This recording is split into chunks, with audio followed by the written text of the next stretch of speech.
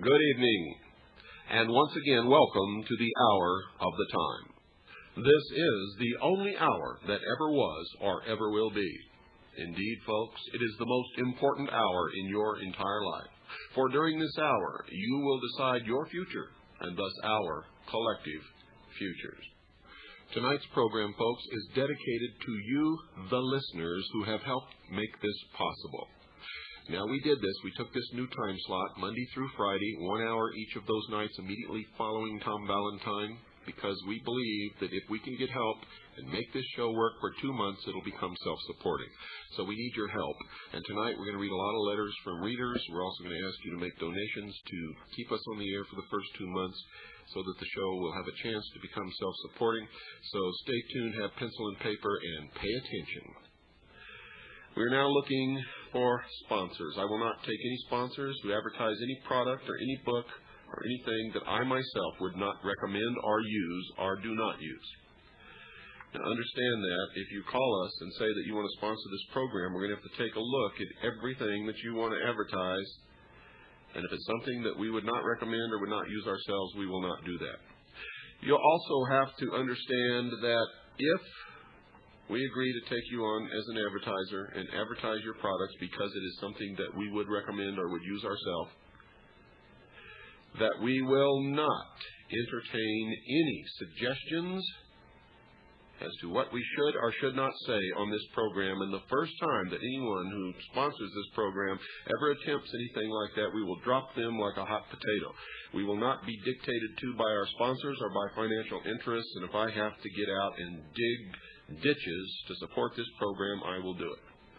My wife and I are putting every single penny that we have into this, folks, so that we can come to you 1 hour a night, 5 nights a week, in prime time, late night, immediately following Tom Valentine.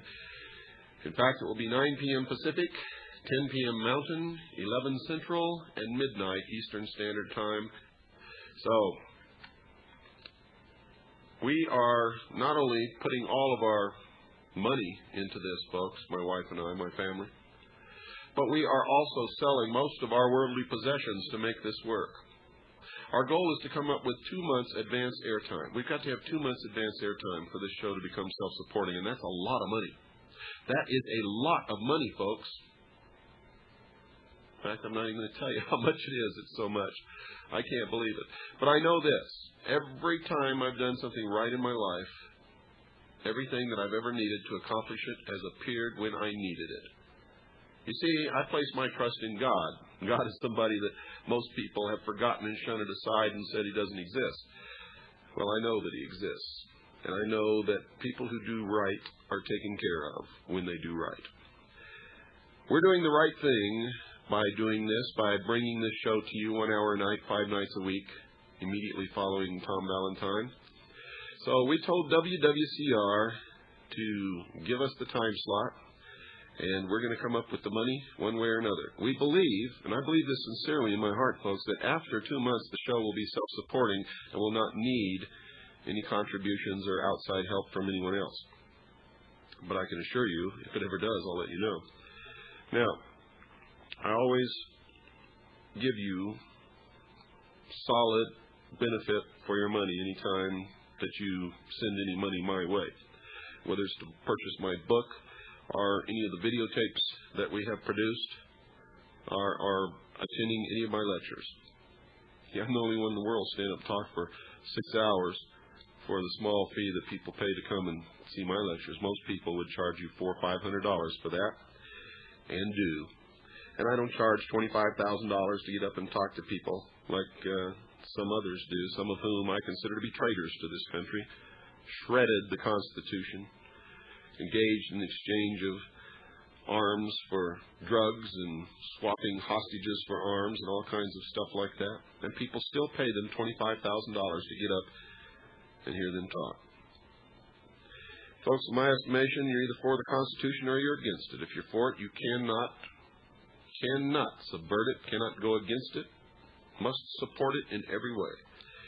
If you don't cry, you did it for patriotic reasons to me, because I don't buy that. If you were a patriot, you would not subvert the Constitution. Anyway, I'm off on a little tangent here, because those kinds of things really affect me deeply, folks, very deeply. Anyway, back to the subject at hand. I want to thank all of you who wrote and called WWCR. I ask you not to call them anymore, but if you want to write letters, that's fine. You can also write letters to me.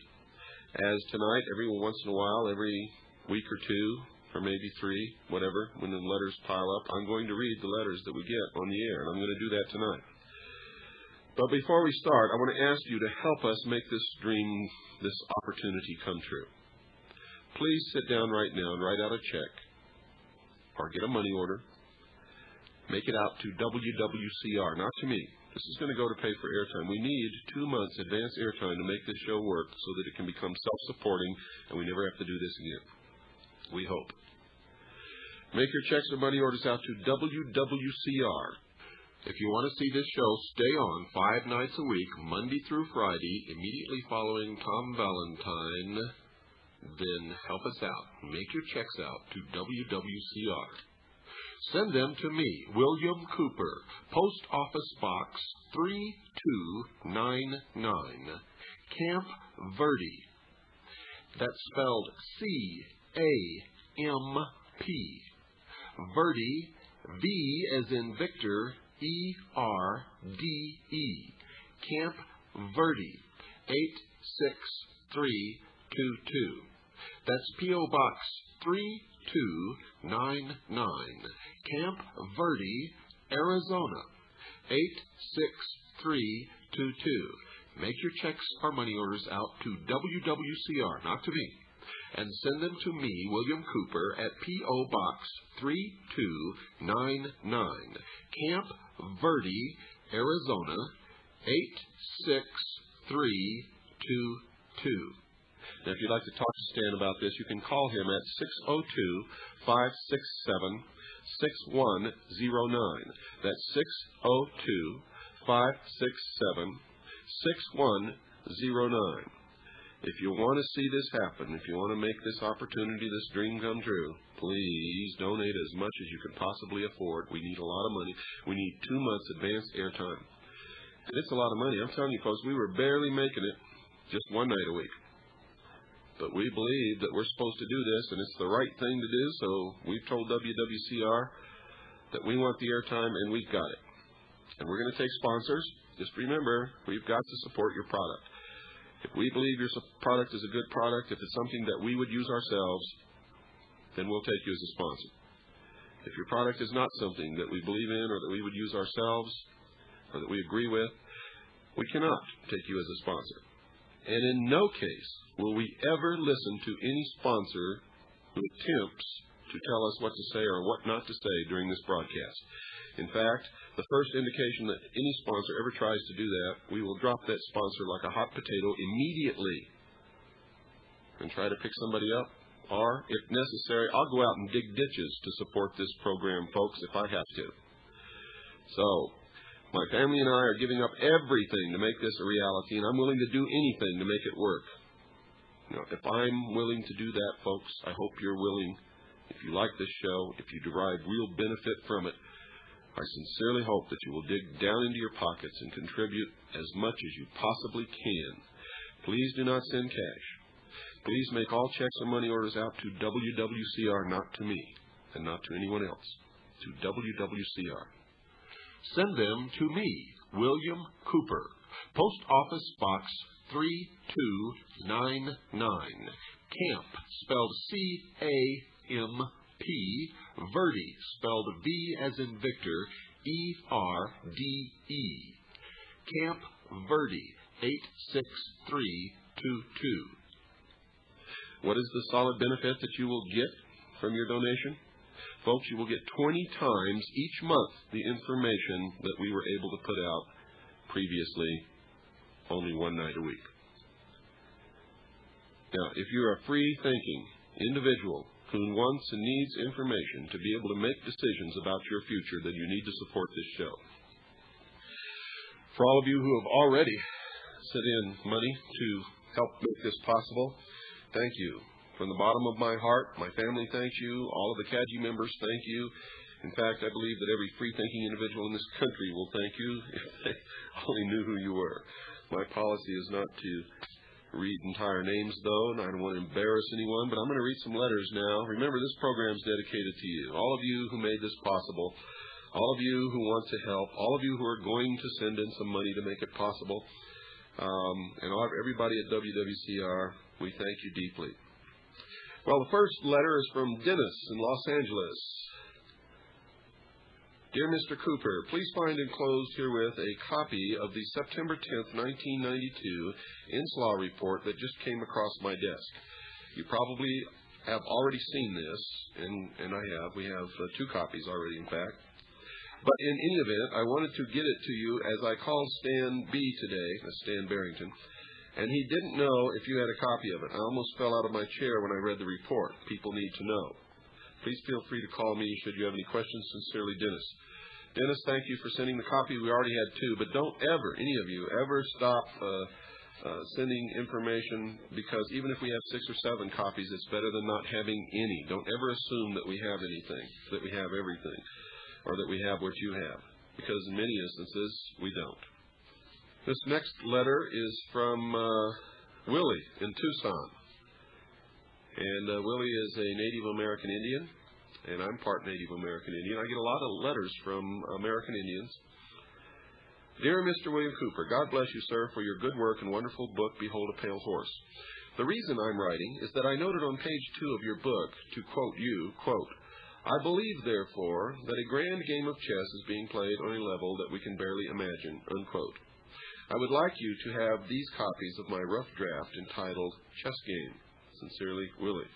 Thank you, Willie. I will sit down and I will read this. Not quite sure exactly what it's about, but I will read it. I read everything that I get, and I try to answer most of the letters that I get, but I can't always do that. You see, I don't have a big staff.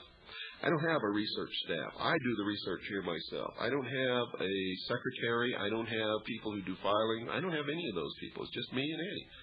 And Annie's busy taking care of little Pooh in the household most of the time while I'm doing the work to bring in the money and to do what I do, which is research, lecture, disseminate information, and write. And I decided to do that when the government made it impossible, or I should say the secret agencies of the government who have been infiltrated and are under the complete control of the secret societies made it impossible for me to work for anybody else. I decided, well, I will only work for myself from now on, and since you made it so difficult for me, I will devote my life into exposing you, and that's what I'm doing. This next letter is from Charles in Hughesville, Pennsylvania. I have been aware of William Cooper well before his radio show. I have tapes of some of his lectures and was extremely happy to be able to listen to him weekly on your radio station. Please keep him on the air as I look forward every week to hear what he has to say. Thank you, Charlie. Well, thank you, Charlie, from all of us here. That was sent to WWCR Radio. This next letter is extremely interesting, and this is the kind of stuff that I love to get in the mail. In fact, I'm an information junkie. In fact, if you haven't figured that out by now, I thrive on information. My personal library, folks, is bigger than most city libraries in small towns across this country, and it's very specialized. So, anyway, this comes from, who does this come from? Anyway, I don't know who this comes from. Well, it doesn't appear to be signed. That's very interesting. Anyway, let me read this to you. I came across an interesting coincidence regarding an engineer who worked for the Northrop Aircraft Company. That's the Northrop Aircraft Company. In its formative years, a Mr. Thomas H. Quayle, spelled Q-U-A-Y-L-E, and a news story about the Vice President Dan Quayle heading some sort of committee that administers the workings of all black programs for the military. The Tom Quayle above worked for Jack Northrop right from the beginning of the company, and most probably on all the original flying wings, or the original stealth designs. And folks, did you know that all of the original flying wings that were in good working condition, there was nothing wrong with them, were ordered, dismantled, and destroyed? Apparently, they were way beyond their time, and it wasn't time for them to emerge yet. In addition to his working for the company Northrop in Washington, D.C., and at Dayton, Ohio, where a lot of secret work was done, work that may have been the basis for some of the projects that now fall under the cover of black programs, that now are administered by Vice President Dan Quayle's office. I don't know if there's any relationship, that is, family, between the two men, but it is an unusual name, and would not hurt to check it out. You can find some reference to Tom Quayle in a book by Ted Coleman titled Jack Northrop and the Flying Wing. In addition to the flying wing's ability to avoid radar detection, some early experimental flying wing models, or the original stealth aircraft, which is what they were, and other circular aircraft, the ARUP S-2 and the V-173, exhibited some remarkable in-flight capabilities. Examples, quotes from Ted Coleman's book. Quote, approaching military bases undetected by radar. That's on page 120, 170, and 237. Quote, unbelievable rate of climb and unbelievable performance, unquote. That's on page 120. Quote, in-flight wobble, particularly at high speed, unquote, page 119. Folks, these are all the most reported characteristics and sightings of alleged unidentified flying objects during the 1950s and 60s and 70s and 80s and right up to this very date. Remember, I'm the one who told the world that first, they're real.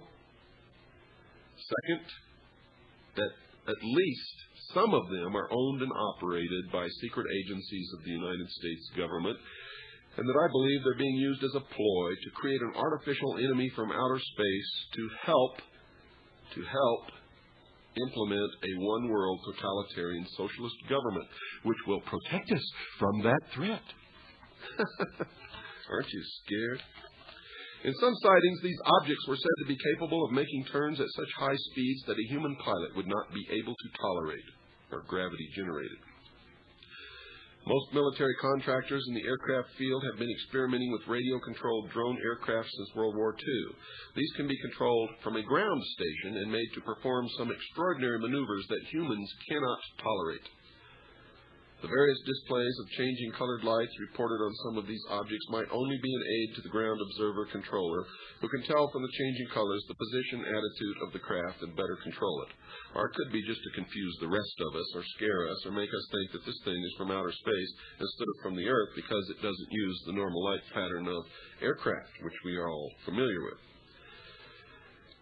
Mr. Cooper, these were my thoughts on the matter some time ago when I lived in the United States. We don't receive many such reports here, and I have lost interest, but I would imagine over time the individuals who are putting on these displays have become more adept and imaginative. It is obvious they are trying to catch someone's attention. And that someone, folks, of course, is us. So, as I said, I love to get communications like that. Next one is from Joe and Heather in Midvale, Utah. We are writing to you concerning, this is to WWCR, we are writing to you concerning Bill Cooper's The Hour of the Time.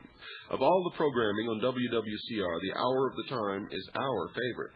We find this show thought-provoking and eye-opening. The information discussed on this program is necessary and truly something every American should be informed about. We have yet to disprove any information we have received via Bill Cooper's Hour of the Time. Even though I have to be at work early Monday morning, my wife and I stay up late just for Bill Cooper's broadcast. By all means, keep the show on the air. Sincerely, Joe and Heather. Thank you, Joe and Heather, for those kind, very kind words. And keep listening. This next letter is from Wes. And where are you at, Wes? Let me see. Columbia, South Carolina. I clipped this article out of my local paper since it seems to be unique as of right now. I thought you'd like to see it. Is this the future of our National Guard? Perhaps they would like to extend their role further to include Christmas parade security, our ball game security, our mall security, or draw your own conclusions, signed Wes. So let's see what this clipping is, folks. Let's see here. Oh, here we go. Guard tests anti-drug parole in Sumter. And this is from the Metro Region section of the state. That's the name of the newspaper, published in Columbia, South Carolina. Sunday, December 6th, 1992. Oh, that's the night that we aired the new FDIC regs. Anyway, this says, cooperative program is first effort in South Carolina. For the first time in South Carolina, armed National Guard personnel patrolled crime-troubled neighborhoods in Sumter this weekend in an experimental anti-drug program that might be expanded to other cities. Now, you never saw that on the 6 o'clock news, did you? You never saw it on network television, and you never read it in your local newspaper, yet this is a blatant violation of the Constitution of the United States of America. There was no declared national emergency. There was no declared state emergency. Yet here's the National Guard patrolling civilian neighborhoods in Sumter, South Carolina. Why is the media suppressing this, and why is the Guard out acting unconstitutionally, patrolling civilian neighborhoods in an American city? These things only happened in the Soviet Union, folks.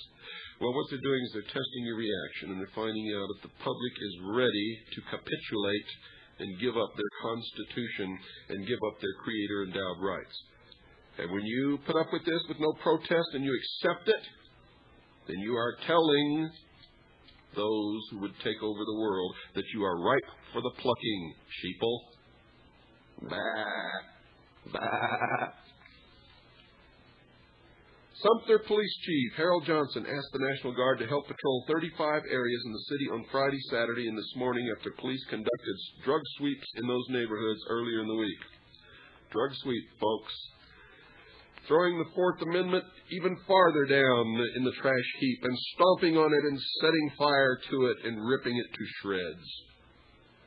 Johnson said he turned to the National Guard because he didn't have enough police officers to cover the large area. He said he wanted to show residents that police will work with them to eliminate crime in their neighborhoods. You see how they've twisted a blatant violation of your Creator-endowed rights, the protections guaranteed to you under the Constitution, and have said that he wanted to show residents that police will work with them to eliminate crime in their neighborhoods. That's crap, folks. And if you buy it, then you'll deserve what you get. And there's something else you should be asking about this incident. Who gave the mayor or the police chief authority to call up the National Guard to patrol the streets of a city? Thank you, Wes, for sending us this. I think we can make a lot of hay with this little article here. Let me just put it all in one spot, and so that I can get back to it. This is things like this are important. You may not think that they are, but they are, folks. Any subversion of our Constitution is extremely important, more than you will probably understand, except for those of you who really understand, as I do, what that document means to us and to the world. Those of you in foreign countries always wonder why it is I concentrate so much upon this country and the Constitution. Well, once you've studied the Constitution and study history, you'll realize that that document is the only document in the history of the world that ever truly set man free. And that if you're not an American citizen, you're not truly free and never have been. You don't truly have freedom of speech. You don't have the freedom to keep and bear arms. You don't have hardly any of the freedoms that we have. You see, we carry the torch of freedom. And if we drop that torch, if this nation falls, if the Constitution of the United States of America is destroyed, the human race, once again, will be enslaved and will become the property of someone else. That's why I do it. I'm not slighting those of you in foreign countries, foreign to the United States and the rest of the world. On the contrary, I would like to set you free. I would like for you to understand just what this is all about, because I know that you haven't been taught it in your schools, just as they've quit teaching it in our schools. The Constitution of the United States of America is not in the best interest of the New World Order. This next letter comes from A.V. I don't know where he's from. Oh, Anthony in Chicopee, Massachusetts. Okay, Anthony, thank you. Just a short note to let you know that I particularly enjoy William Cooper's radio show on your shortwave network. The Hour of the Time is both thought-provoking and informative. Please continue this type of programming and this show in particular. Also, may I please have a program guide if possible? Signed, Anthony in Chicopee, Massachusetts. Anthony, thank you very much. Also, Anthony made a sizable contribution to make sure that this program gets on 5 nights a week, 1 hour a night, immediately following Tom Valentine. And Anthony, thank you very much. I'm going to receive something in return for that. Let me see. Let's go on to the next letter. I'm trying to get as many of these letters read as possible. And I didn't pick these letters out, folks. I just grabbed a big pile right off the table. They haven't been sorted. I don't know what they're going to say. I haven't read any of them, in fact, the ones that I'm reading tonight. This is from Buenos Aires, Argentina. And who is this? Carlos. Well, that's anonymous enough. I don't think anybody will know who Carlos is if I say he's from Buenos Aires, Argentina. Dear Mr. Cooper, a couple of months ago, I had an American friend of mine order a copy of your book, Behold a Pale Horse, for me, and now I finally got hold of it. I'm halfway through the book at the moment. I'm deliberately reading it slowly because it's rather taxing on the mind and emotions, and that it is, folks. I feel there are several issues here that I was somehow already aware of, views shared by a great many people at that. But this is the first time it has all been laid before my eyes so poignantly. I entirely sympathize with your crusade against falsehood, manipulation, and dictatorship. However, I think you should not limit your scope to the U.S. alone, since this is a world problem. And Carlos, you're absolutely right. I hope you were listening a few moments ago. I'm not intentionally shirking my obligation to the world, because my goal is freedom for the world. But you have to understand that if this nation falls, because we couldn't wake the sheeple and the cattle that travel in herds across this country and go wherever the shepherd or the herdsman points them, if we can't wake them up, if this country falls, if the Constitution falls, then you're going to be a slave. No matter where you live in the world, that's the truth of the matter. You see, only the citizens of this country, the United States of America, can turn it around at this time. No one else has the freedom or the power or the method to do it. We do. So that's why I'm concentrating here. Now, I will be airing programs that concern everybody in the world, and many of you listening across the oceans and north and south of us will be really happy to hear some of the programs that we have planned in the future. So keep listening. He says, I'm sure there would be millions of people in Latin America who would go to your lectures and buy your book. Perhaps you ought to contemplate having your book translated and giving a series of lectures with an interpreter. Would you be interested in my translating Behold a Pale Horse? I certainly would, Carlos, and you will receive a letter back. I could also put you in touch with competent interpreters. As you probably know, Henry Kissinger came to Buenos Aires a few weeks ago to meet with the president and a bunch of outstanding politicians and powerful men. Both the media and the public are painfully misinformed about this man. Your lectures and the Spanish version of your book would change that, among other things. In case you decide to give a thought to my proposition, I think I should say something about myself.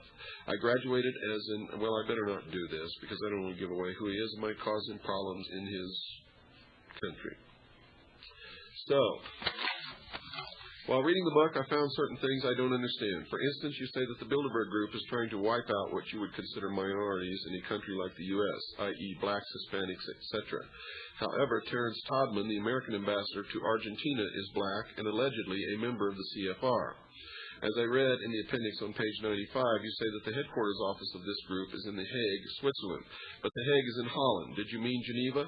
What is the difference between Masons and Freemasons?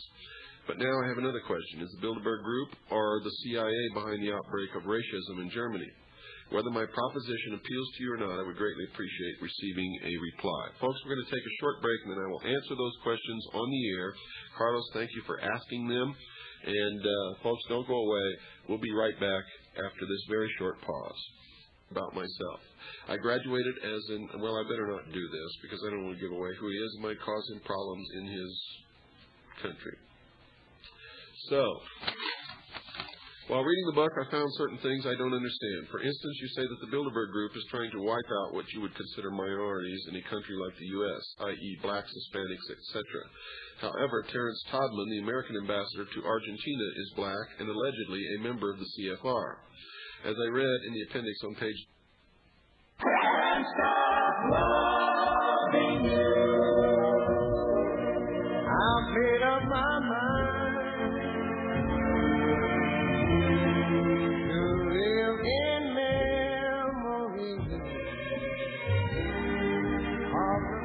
Lord. Welcome back to the Hour of the Time, folks. Just a little ditty there to let you know what I think of all of you out there listening. And I sincerely mean that. Let me get back to Carlos's letter here because I want to answer these questions. He said, while reading the book, I found certain things I don't understand. For instance, you say that the Bilderberg Group is trying to wipe out what you would consider minorities in a country like the U.S., i.e. blacks, Hispanics, etc. However, Terrence Todman, the American ambassador to Argentina, is black and allegedly a member of the CFR. Well, folks, as I said in my book, in fact, I wrote a whole chapter on Global 2000, the origination of AIDS and its purpose. There is a racial component to the group that wants to rule the world. And they have decided that blacks, Hispanics, and some other people in the world are what they call useless eaters. Now, I don't agree with that. Don't write me a letter and say I'm racist. I don't agree with that. I did not come up with the policy. I did not invent AIDS. I did not put it out to kill people. I'm just telling you that this is what I have discovered in my research. That it's true. And all of us have to band together and stop this. They also use people. You'll notice that there are Freemasonic lodges in black neighborhoods that have all black membership, but you will not find blacks in Freemasonic lodges which have white membership. It's a racist organization. Yet blacks support it by having Masonic lodges in their communities and going to their Masonic meetings and reporting to the hierarchy, which is always white, which is always people who descend from the nobility of the old world. Now, there is a racist bent to this. And as I told you before, folks, the New World Order is going to be a totalitarian socialist government. It's the same thing that Hitler had. Hitler was a socialist. Nazi means National Socialism. So understand that the same thing that happened in Hitler's Germany will happen the world over if these people come to power. We must stop them at all costs. I abhor racism in any form. In any form. Doesn't mean I won't criticize certain people for some of their actions occasionally when their actions are wrong. But yes, they are. And it doesn't make any difference if Terrence Todman is black. Terrence Todman is being used and doesn't even understand what's going on. And not everybody in the United States government is a member of this group that is trying to take over and control the world. You have to understand it's not the American government bringing this about. It's not the United States government. It's the members of these secret societies, the followers of what's known as Mystery Babylon, who have infiltrated our government and your government and the other governments of the world and are subverting the sovereignty of nations to bring about the New World Order. Carlos goes on to say, on page 95, you say that the headquarters office of this group is in The Hague, Switzerland, but The Hague is in Holland. Did you mean Geneva? What is the difference between Masons and Freemasons? That was I don't know how it happened in the editing, but I had originally written in the book that the headquarters of the Bilderberg Group was in The Hague and in Switzerland. And somehow in the editing of the book, and got left out, and it came out The Hague, Switzerland. I know The Hague is not in Switzerland, and so does everybody else. It is an unavoidable error. Unfortunately, my publisher is operating on a shoestring, and so am I. So neither one of us have the money to redo the plates and correct some of these small errors in the book. That's the biggest error that I've ever found in the book, folks. And the difference between Masons and Freemasons? None. They're both the same. Masons is just short for Freemasons. Now, that doesn't mean that a person who practices the craft of stonemasonry or bricklaying is a member of a secret society. Most of them are not. And the Freemasons, as many claim, did not start out as a local trade, yokel, that's right, as a local trade union of stonemasons or bricklayers in Europe. Nope, not at all, folks. That's not where they came from. In fact, Freemason is misleading because it comes from the French free mason, which literally means the sons of light, and that's the true interpretation. The light, of course, is the sun, the ancient worship of Baal, Lucifer, also known as Satan. And he says, but now I have another question. Is the Bilderberg Group or the CIA behind the outbreak of racism in Germany? The people who are trying to bring about the New World Order, yes, are aiming for a resurgence of German nationalism, of fascism. The New World Order will be totalitarian, socialist in nature. That's exactly what Hitler's regime was, a marriage of the corporate state with the state of government and the suppression or repression of the people. So, thank you, Carlos, for your pointed questions. I hope I've answered them to your satisfaction and to the satisfaction of anybody else who may have wanted to know about that. While I'm at it, I get a lot of letters from people who want to know, Bill, what about the aliens?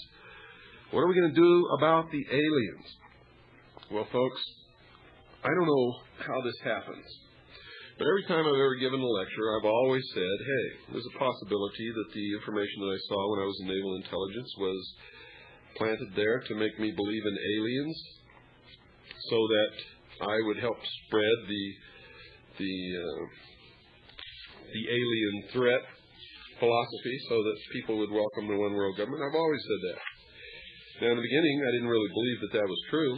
I believed that what I had seen in naval intelligence, the documents that said that all of this stuff is alien in origin, I believed that it was true then, as anybody would who saw top secret documents while in the service of their country and participated in briefings of high-ranking military and government personnel about those documents. I don't think there's anybody who wouldn't have believed them.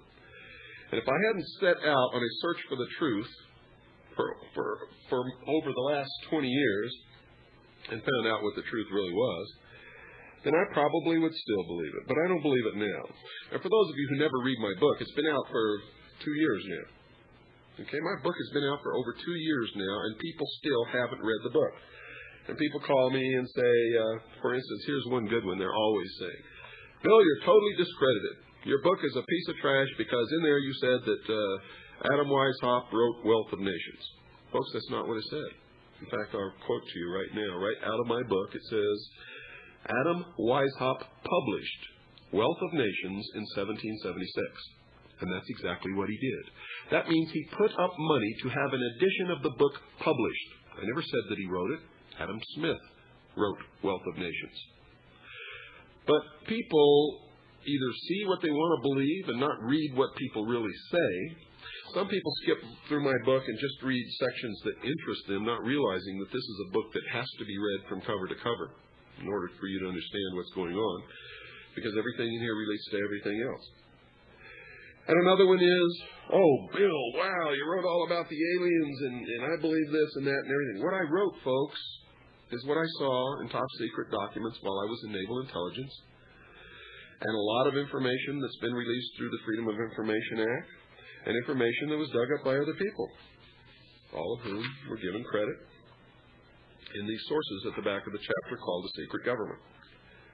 That's what research is. Okay? Now, if all of that is true, then this chapter, The Secret Government, folks, is probably closer to the truth about extraterrestrial visitation to the Earth than anything else that's ever been written. But if that is disinformation, if that originally has been put out, if people like me, and I'm not the only one who saw those documents, folks. Linda Moulton Howe saw them. Another guy named Bill English says he saw them.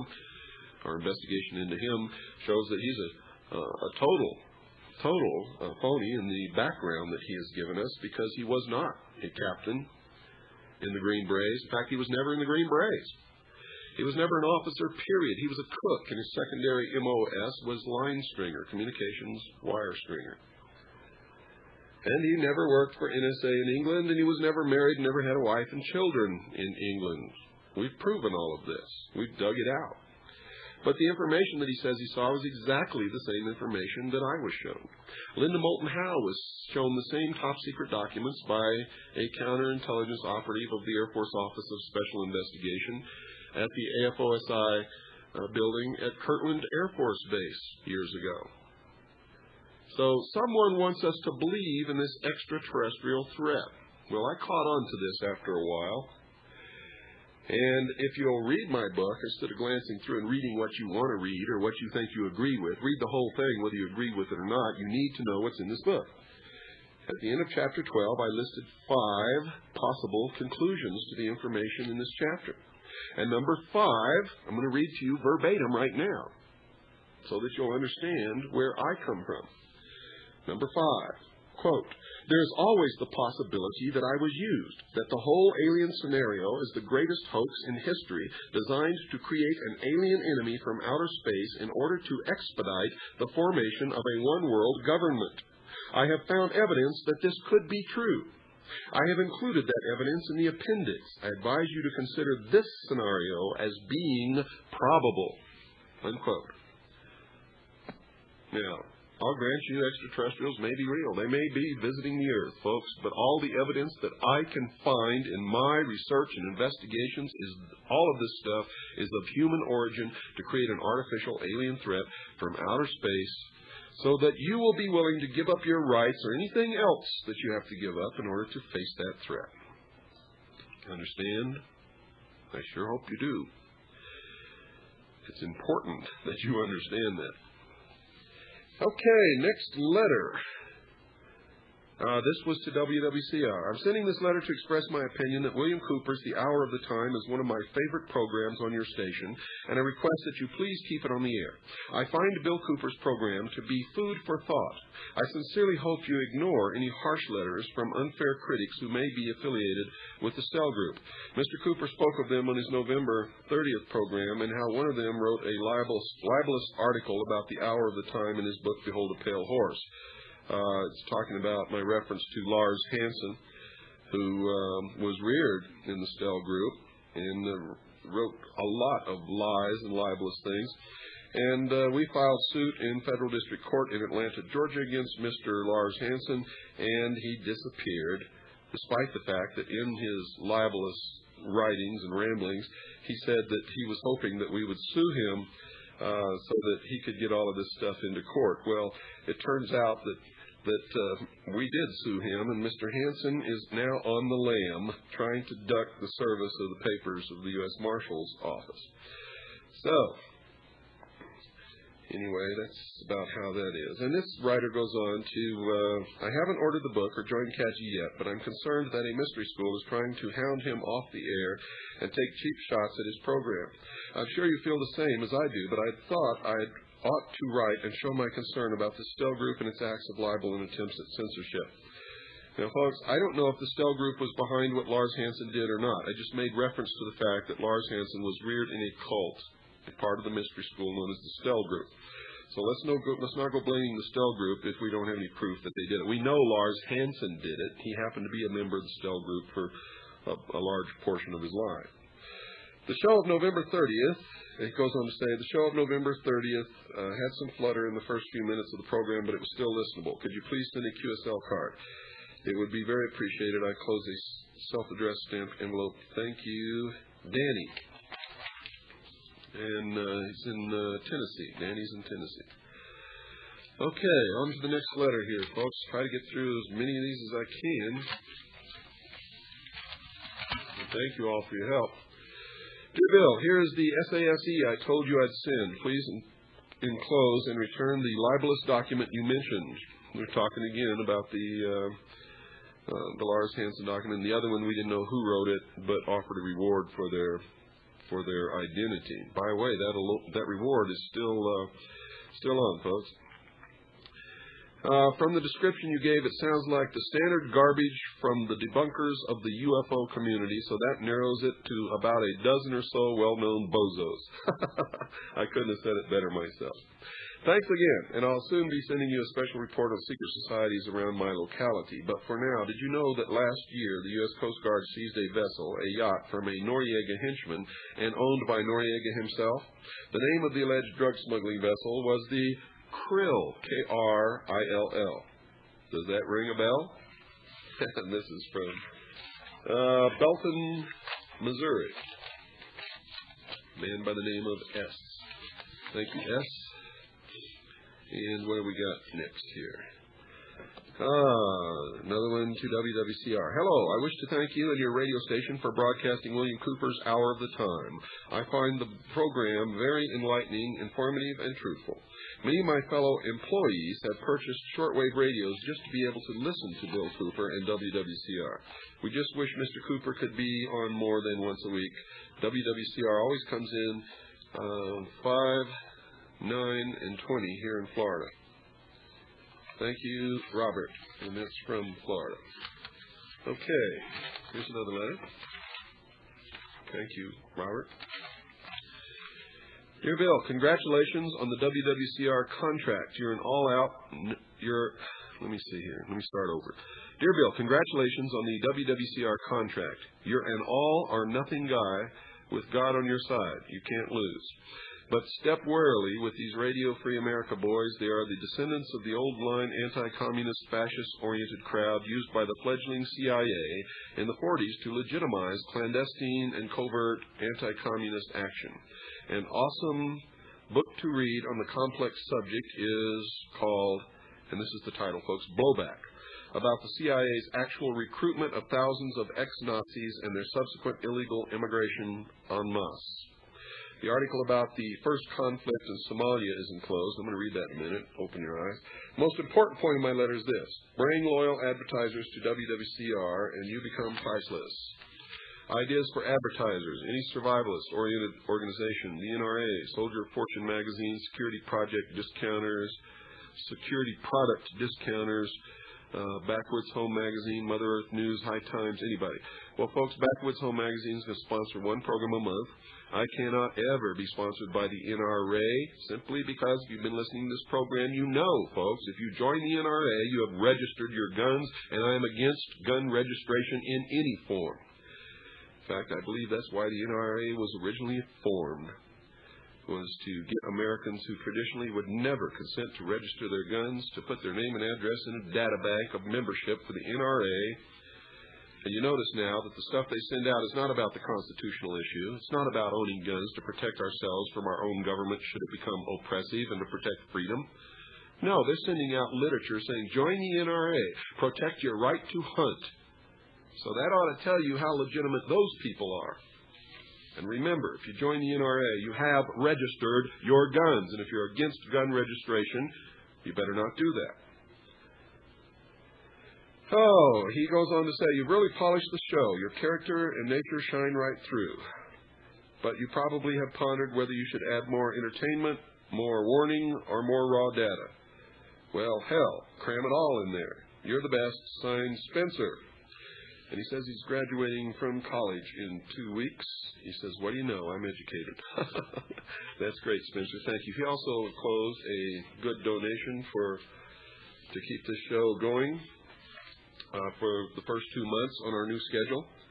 And thank you, Warren, for that contribution. This is from the New York Times. Shooting apparently accident. And the dateline is New York Times, Washington. But this was actually printed on 12/12/92, page A19 in the Kansas City Star. Here it is, folks. One day after French and American troops shot and killed 2 Somalis in the belief that the Somalis were trying to run a roadblock in Mogadishu, the Pentagon said Friday that the episode might have been an accident. According to the new account, the Somalis were riding in a van, not as the original version held. a truck. They were not armed with guns, though some knives were found in the vehicle after the incident. The Pentagon also acknowledged that the Somalis might not have tried to run the roadblock, but might have crashed into it when the van's brakes failed. And the Pentagon said it was possible that the Somalis were members of a family and not a fighting group. A teenage girl was among those riding in the van. The Pentagon also said that Marines joined the French in firing on the van, contrary to the original account. And you're going to see more of those incidents. And folks, it's not really anybody's fault. Those things happen in war when men are carrying guns. I know I fought in Vietnam, and unfortunately innocent people get killed. Most of those incidents are accidents. People scared with their fingers on the trigger, not wanting to die themselves. In many instances, fire when they should not. But when it's purposeful, it should be rooted out. And the perpetrators should, of course, be punished. Personally, I don't think we have any business in Somalia, and I believe that it is just another incident of establishing the power of the United Nations over sovereign nations. For this, like all the other things recently, is a first. It is the first time that the United States has intervened in a sovereign nation without being invited by any group or political party or government within that nation. So, once again, folks, another chink in the armor of sovereignty.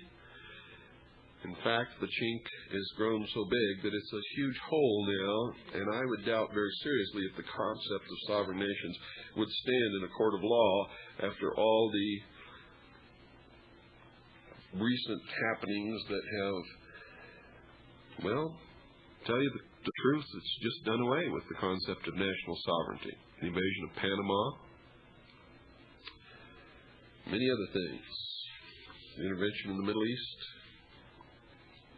the ruling by the Supreme Court that the United States could go and kidnap anybody in another country and bring them here for trial, all illegal, all unconstitutional, all against international concept of the sovereignty of nations and the law of the world. But go read the UN Charter, you'll find that none of that stands up there. And there are no protections for individual rights. There is no Bill of Rights. How do you like that? Well, we're getting toward the end of the show here, folks. So I'm going to read one more letter, and then we're going to talk about some things, and then we're going to say good night. Dear Mr. Locke, this was to WWCR. I'm addressing this letter to you in reference to the William Cooper radio show, Hour of the Time. I would like to address my pleasure with his show. I find that it is a very informative and creates one to think. I just happened to stumble upon one night, and since then have been turning the radio dial to his show. I hope that his radio program will continue to inform and educate. Thank you, Steve, from Hicksville, New York. Well, we'll do one more. I'm writing in full support of Bill Cooper's Hour of the Time. I and my whole family are regular listeners and believe Mr. Cooper's message to be one of the most important of the 20th century. He believes in God, country, and family and tells the truth as he sees it. His show is the only show I tune into on your station, but because of this one show, your station now has my full support. I'm a member of a civilian intelligence organization and the publisher-editor of my own newspaper. If Cooper's show is ever cut from your broadcast schedule, I nor any of my friends, family, or associates will ever support your station again. Please forgive my tone, but this is a serious matter. Thank you for carrying Bill's show, and God bless. Sincerely. And that's from Warren. Wow.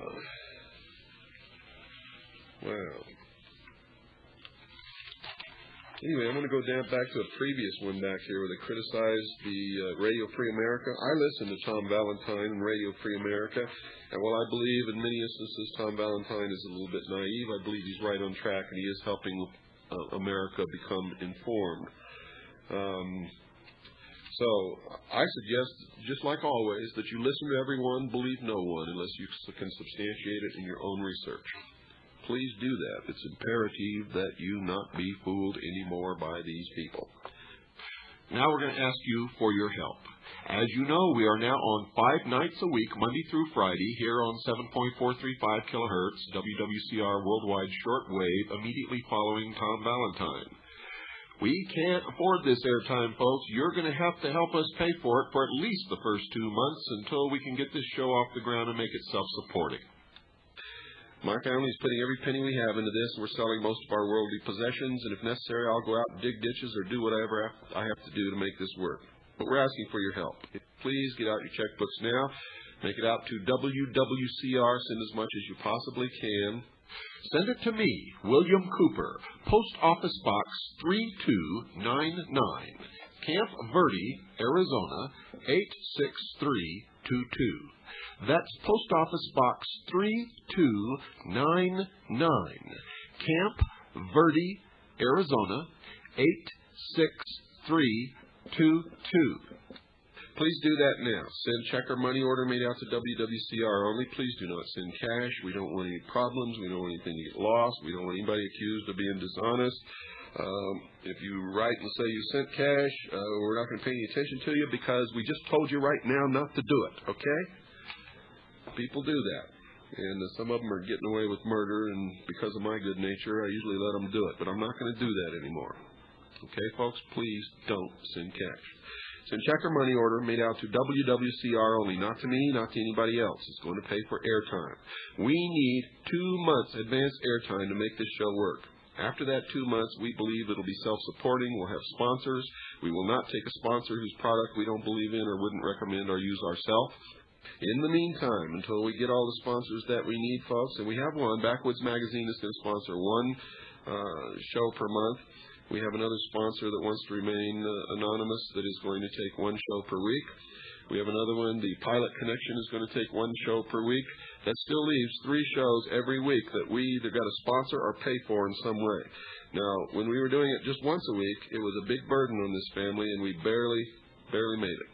But I believe that there's enough of you out there who want to see this happen that you will help support this show for the first 2 months. After that, we believe sincerely that it'll be self-supporting and we won't have to do this again. Okay, I'm looking into some distributorships of some products that we presently use so that we can sell these things in the air. We'll have some books that we'll be able to pick up at some low prices and be able to offer on the air that we believe that everybody should read. From now on, if this works, and we believe that it will, we'll be coming to you immediately following Tom Valentine, and we'll be on 1 hour each night, 5 nights a week. Please, folks, wish us luck. Say a little prayer for the hour of the time, and tune in. Until then, good night, and God bless each and every one of you.